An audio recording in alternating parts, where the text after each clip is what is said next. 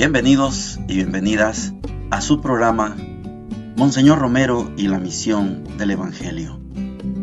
Un programa que lleva dos objetivos: conocer a Monseñor Romero y estudiar la Sagrada Escritura con un juicio crítico desde la teología de la liberación. Cada día tendremos un encuentro con Monseñor Romero y con el Dios de Jesús.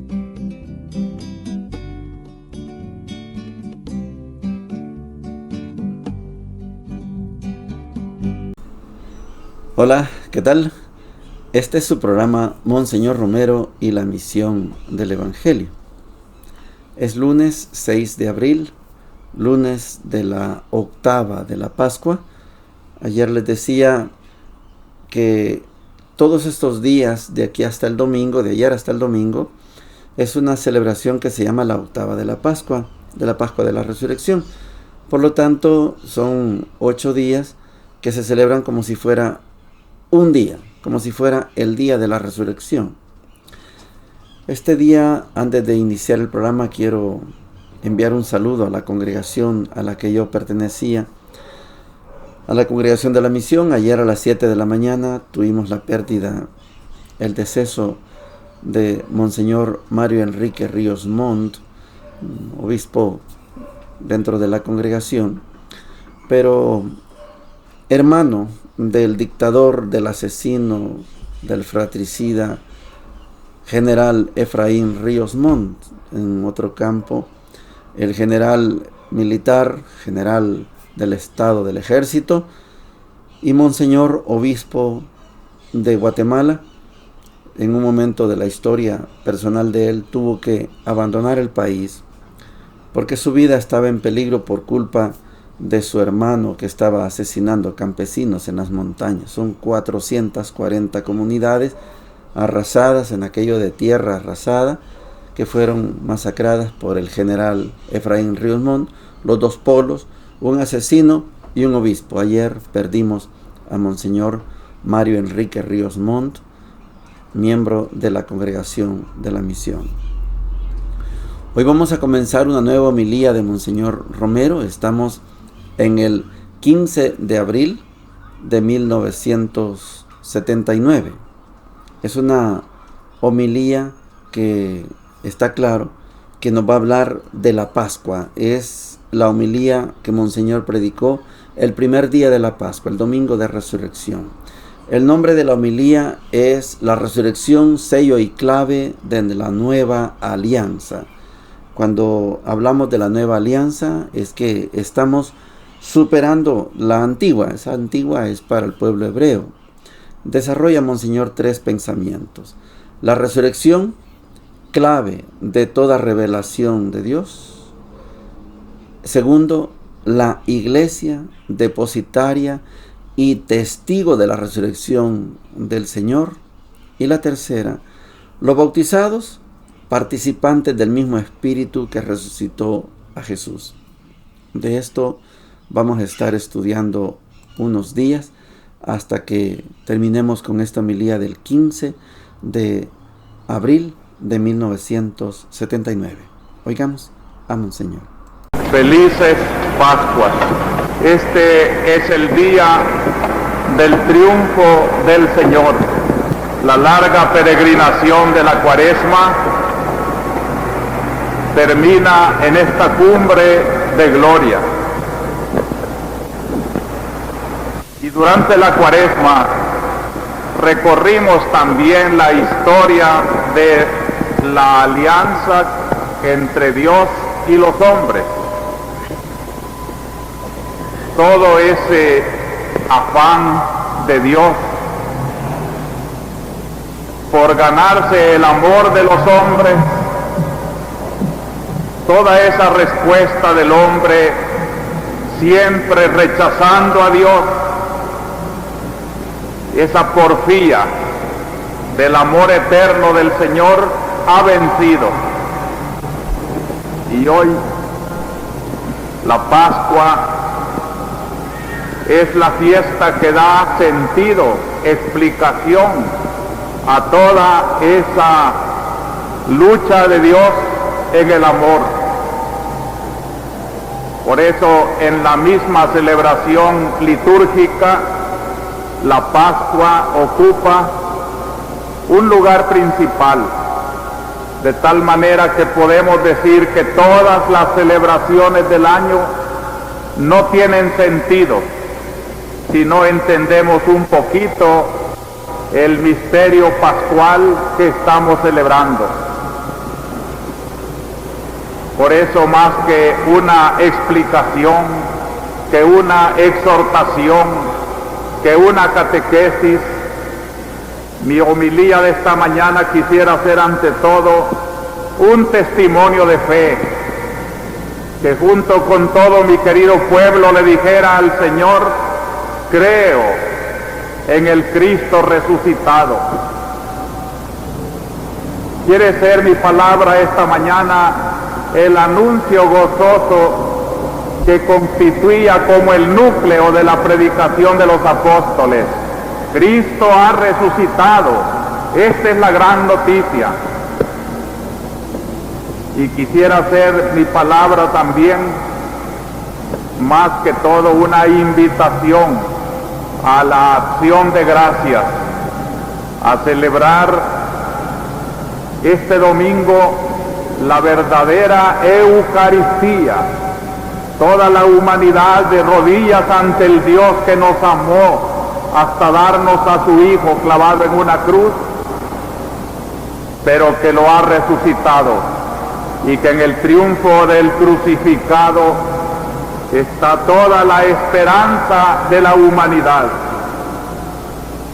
Pero las tres lecturas que acabamos de escuchar no solo son testimonio, anuncio e invitación a la gratitud, sino que nos invitan a la reflexión de este gran acontecimiento.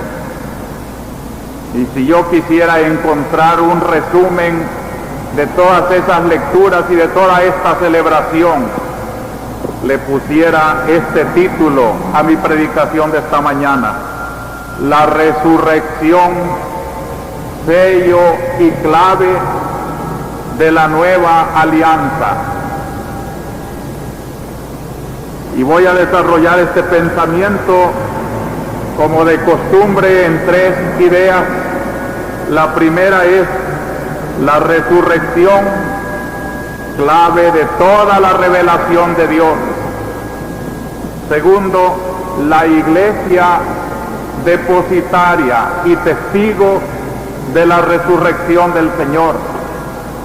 Y tercero, una palabra que llama a nuestra propia responsabilidad y honor: los bautizados, nosotros, participantes del mismo Espíritu que resucitó a Jesús. Ahí tenemos los tres pensamientos, las tres ideas de esta homilía, que va a ser en clave de instrucción, porque la resurrección, muchos científicos la objetan con todos los derechos. Los analistas, los historiadores no aceptan, no dan el paso de lo que realmente sucedió a lo que la iglesia celebra y conmemora. Usted va a encontrar diversas opiniones entre el Jesús histórico y el Jesús de la fe. Al Jesús histórico le podemos llamar solo Jesús de Nazaret, y al Jesús de la fe le llamamos Cristo. Por eso en la iglesia, en cualquier iglesia, unimos las dos palabras: Jesús, el Cristo, y decimos abreviado Jesucristo. Por esto, todo el tiempo de la Pascua va a ser una explicación del Jesús de la fe. Jesús Cristo, el Jesús de Nazaret, unido al Jesús resucitado. Cristo, para usted, para mí, Cristo es el resucitado.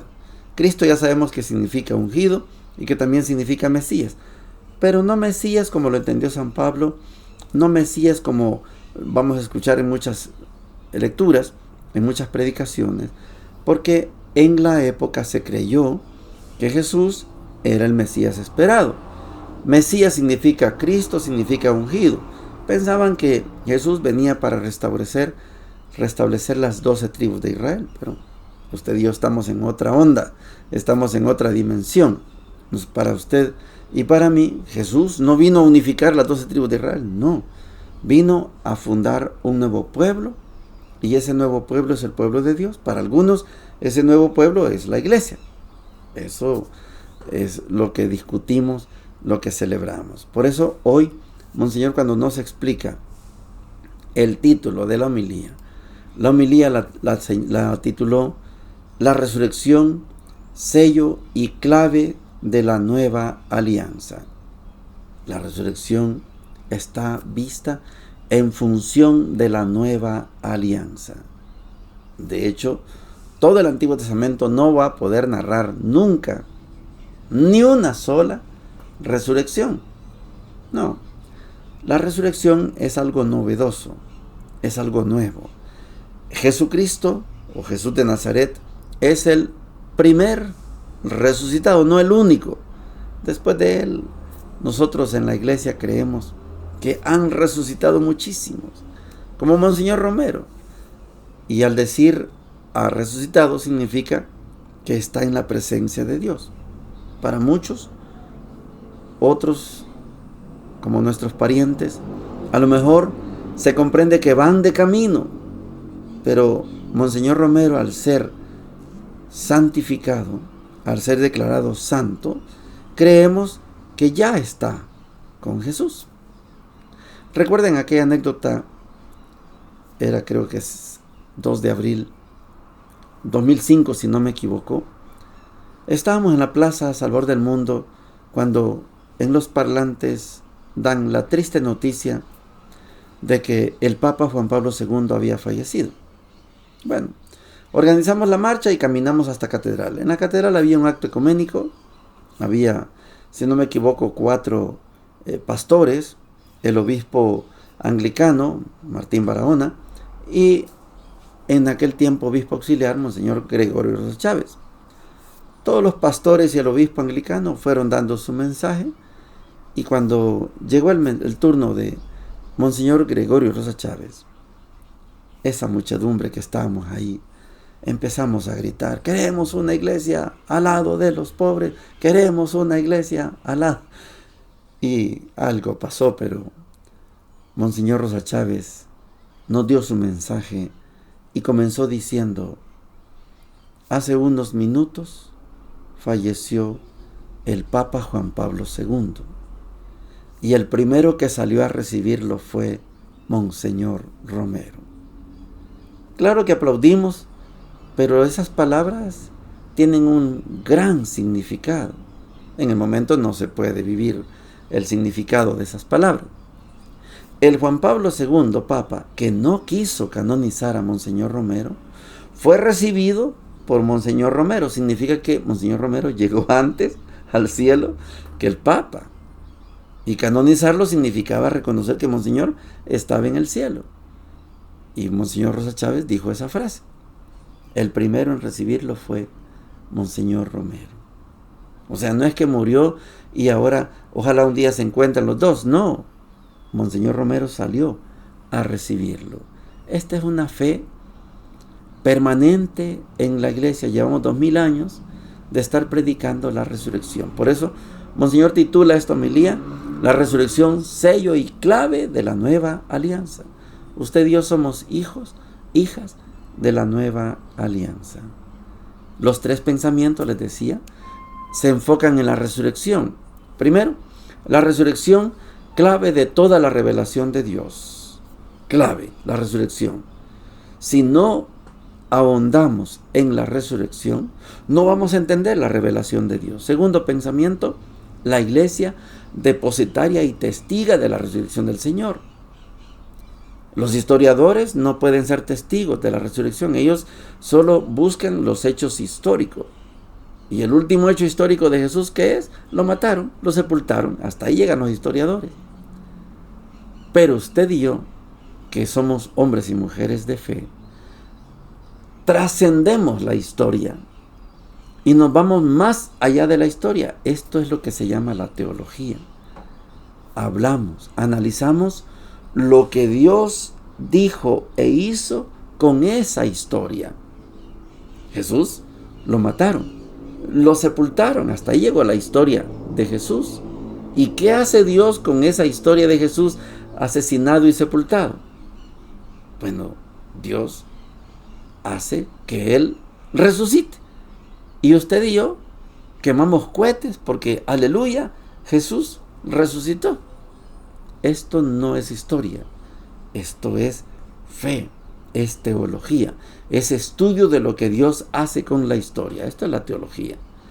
Por eso, cuando hablamos que la iglesia es depositaria y testigo de la resurrección, es porque la iglesia, en sus 2000 años de historia, sea la iglesia católica, protestante, ortodoxa, anglicana, cualquier tipo de iglesia, tenemos la certeza, esa es una certeza, de que Jesús resucitó. Y por eso todos los años hacemos un periodo de cuaresma, vivimos el triduo pascual y ahora nos dedicamos a estudiar 50 días la Pascua, porque estamos seguros que Jesús resucitó. No necesitamos historia, no, Dios con la historia hace maravillas. Y el tercer pensamiento, los bautizados, ustedes y yo, participantes del mismo espíritu que resucitó a Jesús. No es otro espíritu. Ay, qué bonito Jesucito resucitó. No, también nosotros, por ese mismo espíritu que resucitó a Jesús, vamos a resucitar. ¿Cuándo? No lo sabemos. Monseñor Romero, cuando lo declararon santo, bueno, él dijo, si me matan, resucitaré en el pueblo. Y Monseñor, aunque no lo canonizaran, 36 años pasaron o 38 años sin canonizarlo, no importa. Monseñor Romero fue un pastor que resucitó en su pueblo, nunca nos abandonó. Hechos 2, versículo 14 y versículo 22 al 33 dice lo siguiente: el día de Pentecostés, Pedro, poniéndose de pie con los 11, levantó la voz y dijo: hombres de Galilea, hombres de Judea y todos los que habitan en Jerusalén, presten atención, porque voy a explicarles lo que ha sucedido. A Jesús de Nazaret, el hombre de Dios, el hombre que Dios acreditó ante ustedes, realizando por su intermedio los milagros, prodigios y signos que todos conocen, a ese hombre que había sido entregado conforme al plan y a la previsión de Dios, ustedes lo hicieron morir, clavándolo en la cruz por medio de los infieles. Pero Dios lo resucitó, librándolo de las angustias de la muerte, porque no era posible que ella tuviera dominio sobre él. En efecto, refiriéndose a él, dijo David: veía sin cesar al Señor delante de mí, porque él está a mi derecha, para que yo no vacile. Por eso se alegra mi corazón, y mi lengua canta llena de gozo. También mi cuerpo descansará en la esperanza, porque tú no entregarás mi alma al abismo, ni dejarás que tu servidor sufra la corrupción. Tú me has hecho conocer los caminos de la vida, y me llenarás de gozo en tu presencia. Hermanos, permítanme decirles con toda franqueza que el patriarca David murió y fue sepultado, y su tumba se conserva entre nosotros hasta el día de hoy. Pero como él era profeta, sabía que Dios le había jurado que en su descendiente, que un descendiente suyo se sentaría en su trono. Por eso previó y anunció la resurrección del Mesías, cuando dijo que no fue entregado al abismo ni su cuerpo sufrió la corrupción.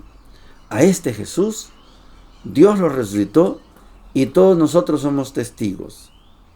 Exaltado por el poder de Dios, Él recibió del Padre el Espíritu Santo prometido y lo ha comunicado como ustedes ven y oyen. Palabra de Dios, te alabamos, Señor.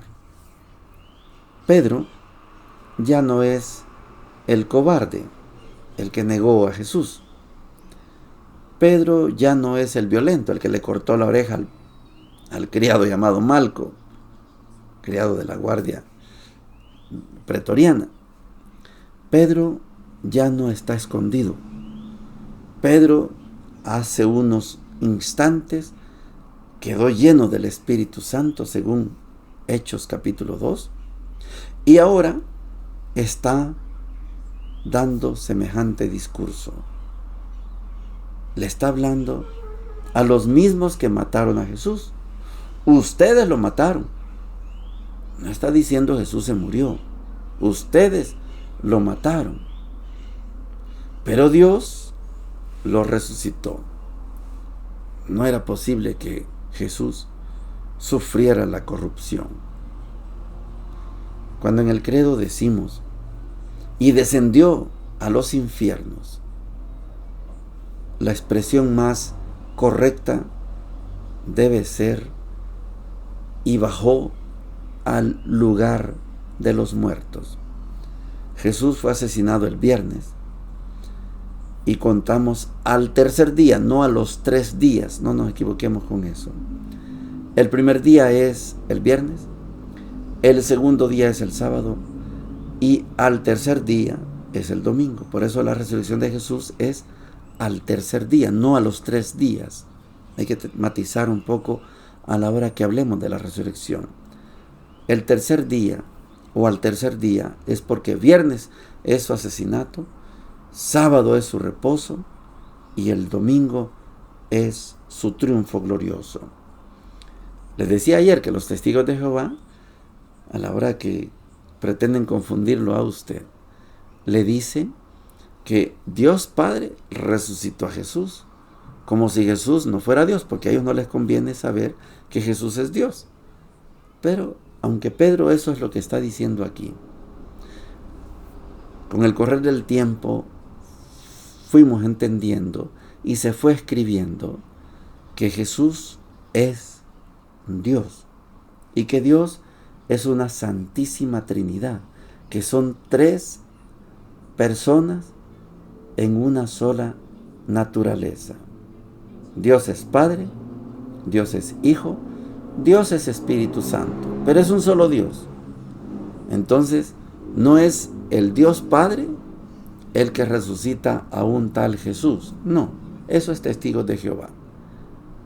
Jesús es Dios, es el Hijo, y por eso Él, con su poder, sale de la tumba. Y el Espíritu Santo es derramado sobre los que creen que Jesús está vivo. 40 días que Jesús se aparece a los que creen. Ya vamos a estudiar a los 2 amigos que van, los peregrinos de Emaús. Ya está muerto Jesús, ya está resucitado Jesús, y ellos creen. ¿Y por qué creen? Van a recibir el Espíritu Santo. Pedro es uno de los que creen. Pedro creyó, dejó de ser cobarde y ahora está lleno del Espíritu Santo y le habla mirándole a los ojos a los asesinos de Jesús, sabiendo que también esos mismos asesinos de Jesús pueden también asesinarlo a él, pero no le importa. Jesús ya resucitó, envió el Espíritu Santo y ahora el gran apóstol Pedro, lleno del Espíritu Santo, predica el nombre de Jesús. Mateo 28, del 8 al 15, dice lo siguiente: las mujeres, atemorizadas pero llenas de alegría, se alejaron rápidamente del sepulcro y fueron a dar la noticia a los discípulos. De pronto, Jesús salió a su encuentro y las saludó diciendo: alégrense. Ellas se acercaron y abrazándole los pies, se postraron delante de él. Y Jesús les dijo: no teman. Avisen a mis hermanos que vayan a Galilea. Allí me verán.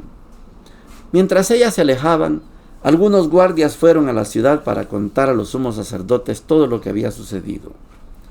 Estos se reunieron con los ancianos y de común acuerdo dieron a los soldados una gran cantidad de dinero con esa consigna: digan así: sus discípulos vinieron durante la noche y robaron su cuerpo mientras dormíamos.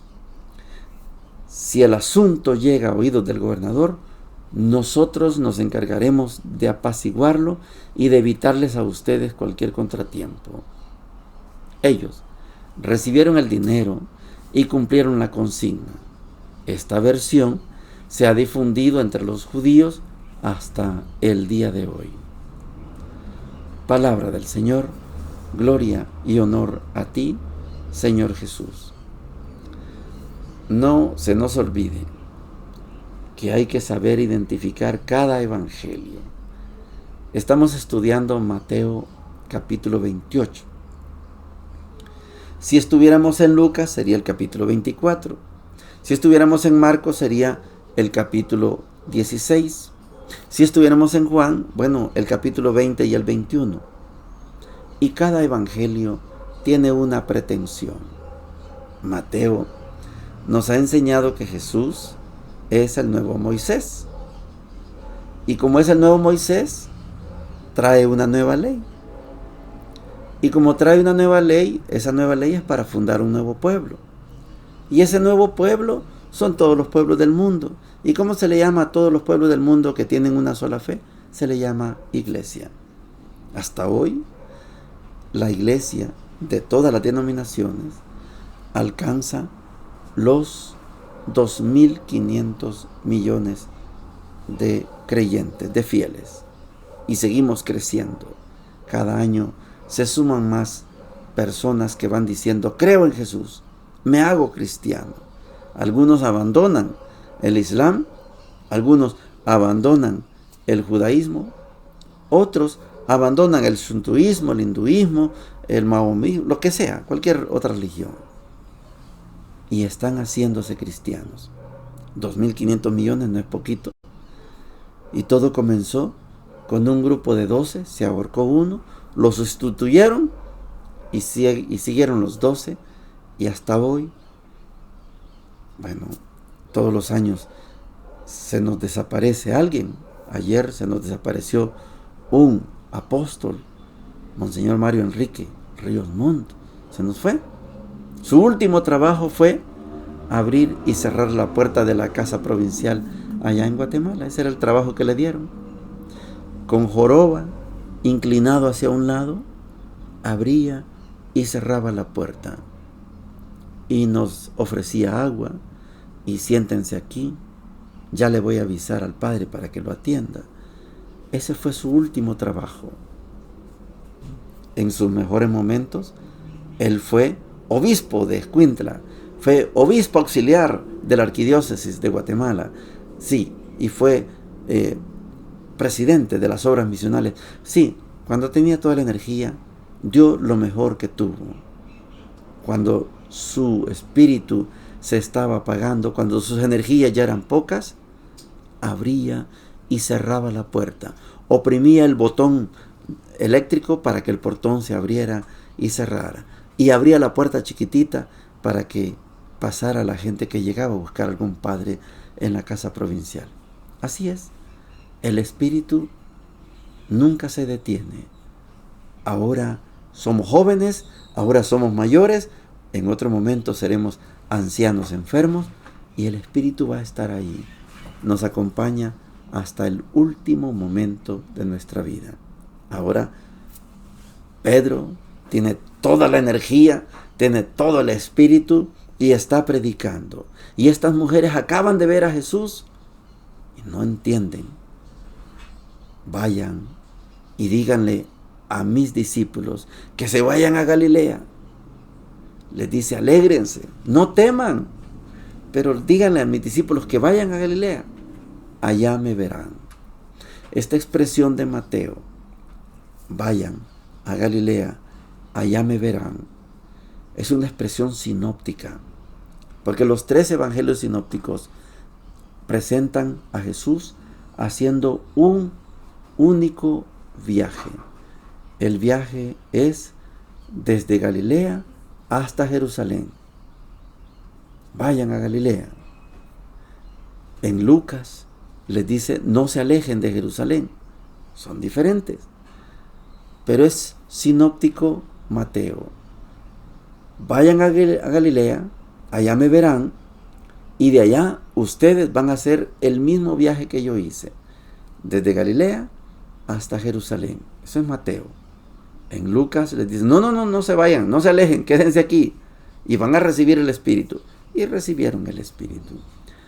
Son muchos los relatos de la resurrección y tenemos que ir uno por uno comprendiéndolos en su contexto. Toda esta semana tenemos que decirnos felices Pascuas de Resurrección. Y yo espero que hoy, que regresamos a nuestras labores, vayamos con rostro de resucitado. Que contagiemos la resurrección. Que no lleguemos contando las desgracias que vivimos, no. Contemos la resurrección. Aleluya. Jesús ha resucitado. Bendiciones para todos y para todas. Hemos presentado Monseñor Romero y la misión del Evangelio. Hasta la próxima.